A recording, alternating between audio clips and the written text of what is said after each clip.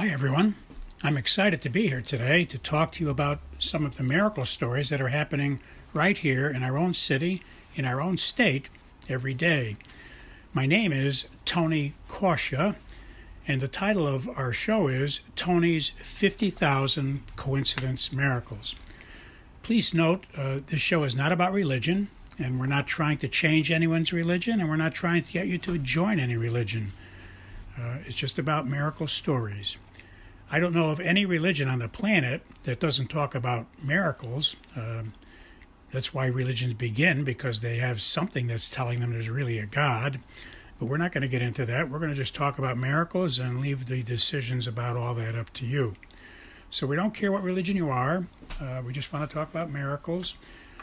If you are an atheist, I think you'll enjoy the program as well, although I can't guarantee you'll remain an atheist very long after you hear many convincing stories, coincidence kinds of stories about miracles. You can email me your own stories if you wish. We'll try to use all we can on the show. I can't guarantee we will, depending on volume and time, but you're welcome to send your stories on to us, and we will mention them when we can. You can send them to the following email address. But please notice that if we do use your story, we won't mention your name. We'll keep you anonymous. And we suggest that in your story, when you send it to us, don't use your correct name. That way anyone listening will not be able to figure out that it was you that sent the story in. The email address you can send your stories to is very easy to remember. It consists of 2 words and 3 numbers. The first word is Tony, spelled Tony,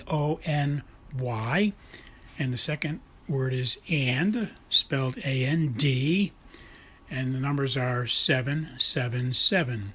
So once again, the name is Tony and 777 at AOL.com. Well, let us begin. I was inspired to share some of the things that I experience and I encounter when I'm evangelizing. As most of you know, if you've been listening for any time to these radio shows, I do spend time at public parks or public beaches, going along and passing out cards about our website and our books to help people to experience some of the miracles that we've experienced in our lives, and to expose them to the 100 miracles stories in each of the 2 books that we wrote. So it might help, and it might be interesting to you to hear some of the things that happen. I often get questions from people because they see the title of the book, Tony's 50,000 Miracles, Coincidence Miracles, and when I talk to them about things, they often hear that the saints, we've had 10,000 saints, and they were inspired. God was talking to them all the time, 10,000 people. And our books explain how God is talking to all of us, everybody in our conscience, in our souls. God is talking to us all the time. So I often get people who get a little interested. They have doubts, and I don't blame them. And they ask me, well, how do you know when God is talking to you and when you get your inspirations? And as I'm sure you all know now, I tell them about our 3 famous words. The word inspired is 2 words. It means incoming of the Spirit. The word idea is 2 words. It's I plus Deo, and Deo is the Latin word for God.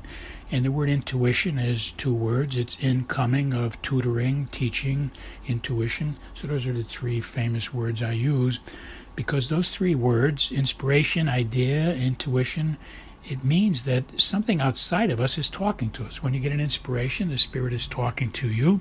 When you get an intuition, something is tutoring you. An idea is when it's a Latin word, but it means Deo is talking to you. And so people justifiably ask, well, you get ideas, inspirations. A lot of people get ideas, inspirations, and they get thoughts, and how do you know when it's God? Well, I don't have to invent the answer, because I tell them if they look in my book or go to our website and listen to the free audio, it's all free, and they'll learn that I put in our book 12 cases in the Bible, 12 cases which are cases where people said that in the Bible. They went to God and said, God, how do I know that's really you talking to me?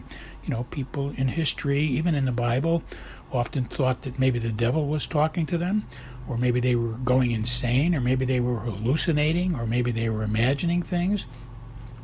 So, even, 5,000 years ago, when your child told you they got a thought from God, you might want to check it out 5,000 years ago. So it's nothing new that people doubt that God is talking to them or not.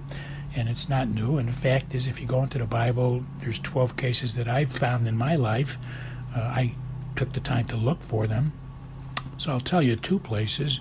In the book of Judges, chapter 6, if you go to the book of Judges, chapter 6, and read through 6 through 9, and if you go to the book of Genesis, in chapter 24, you'll find cases there where people said, this is how I know God is talking to me. So I put that out there, and I'll summarize it again for you. If you want two excellent cases out of 12, and you can read our book or listen to the free audio on our webpage, and you'll hear 12 ways you can do it. But two quick ways are the book of Judges, chapters 6 through 9, and the book of Genesis, chapter 24. In another case, one day while I was evangelizing, I was talking to a family at a beach. They were all on the same blankets, or they had, clustered together, and they were very interested. I passed out the card. They started asking questions about the card, etc. So I used our three famous words again to explain to this group as well. I used those three words to explain to a lot of people how they can talk to God and get inspired, because 10,000 saints did it this way. And I tell them, the word inspired is proof that you're getting inspired by the Spirit of God, and the word idea proves that God, Deo, is talking to you, and intuition, and I can use other examples as well.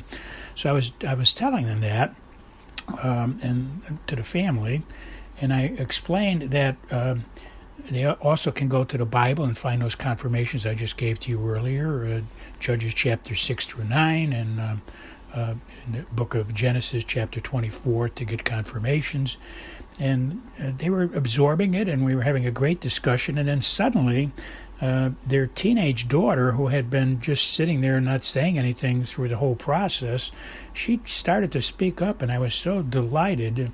She said, I've been fascinated listening to you, because I've been getting inspiration and ideas, and like you said, and I thought it was my own mind, and I often had a sense that it might be God, because it was asking me to do holy things and to help people, and I felt like it must be God putting those ideas in my mind, and that was the limit of what I thought. I thought, well, maybe God is putting that thought in my mind. I didn't imagine that God was actually talking to me.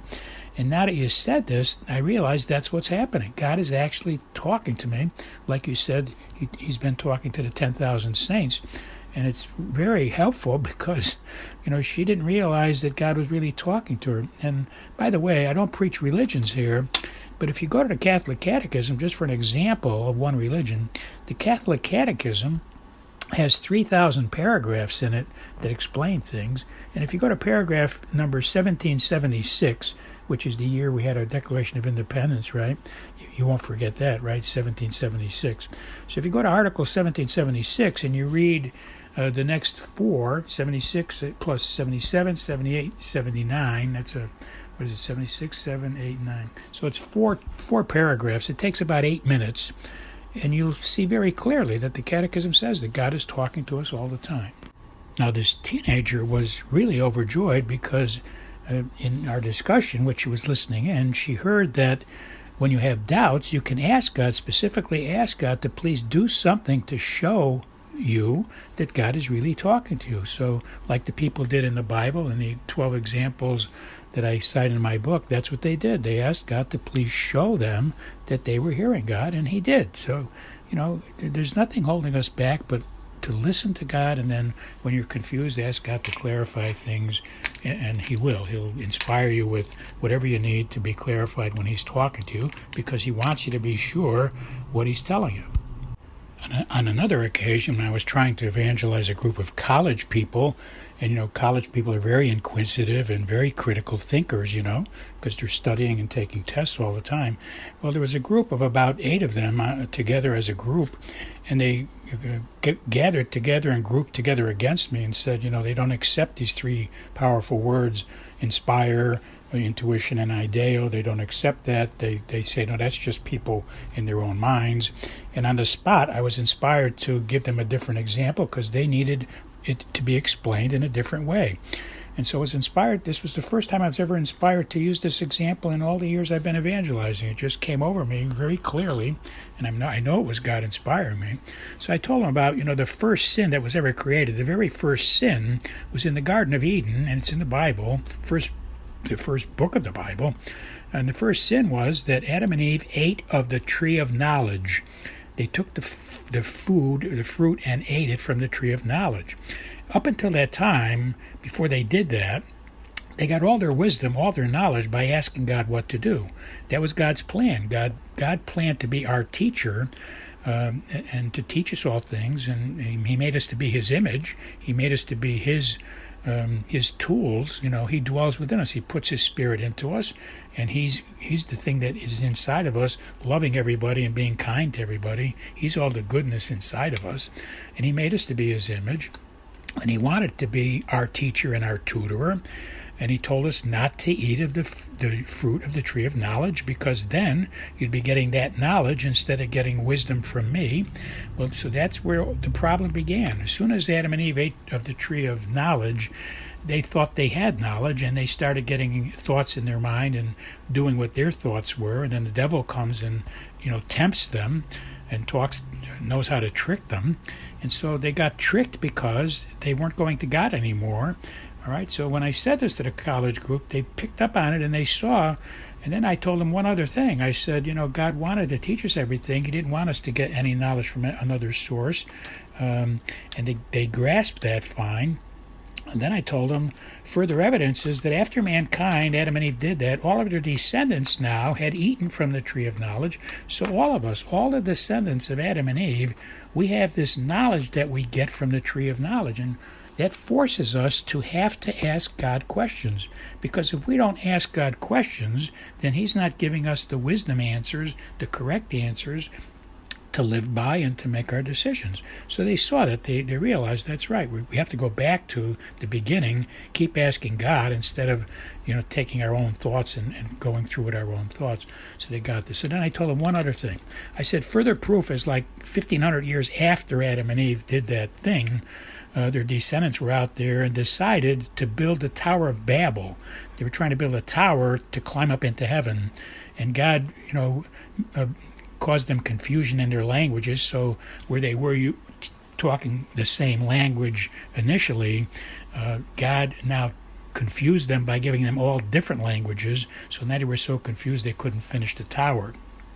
And the point of the story is they were trying to, with their own knowledge from the tree of knowledge, build a tower to get to heaven, but God doesn't want humans, especially defective humans, climbing up into heaven. What He wants is humans bringing the kingdom of heaven down to earth, and the way we do that is very simple. We keep asking God what to do, we keep doing what He tells us, and that makes Him exist here on earth. That's how we bring the kingdom of God down to earth, by doing what God tells us every day, so that He exists now on earth in us and through us, and the kingdom of God will exist here living through us. Well, as I said at the beginning, I'm hoping my sharing of these things that go on while I'm trying to evangelize is interesting to you. What I tried to show you is I get inspirations and I get coincidence miracles as I'm talking about God to people. God puts thoughts into my head to say, because He's trying to reach them, and only He knows what needs to be said to every single person. So I thought you'd appreciate hearing how I actually have to be inspired and speak what God tells me on the spot, and say what He says on the spot. God bless you all for listening, and I hope you also will keep asking God what to do and keep doing what God tells you, because that'll bring the kingdom of God down to earth as He intends to. God bless you all. I'll talk to you next week.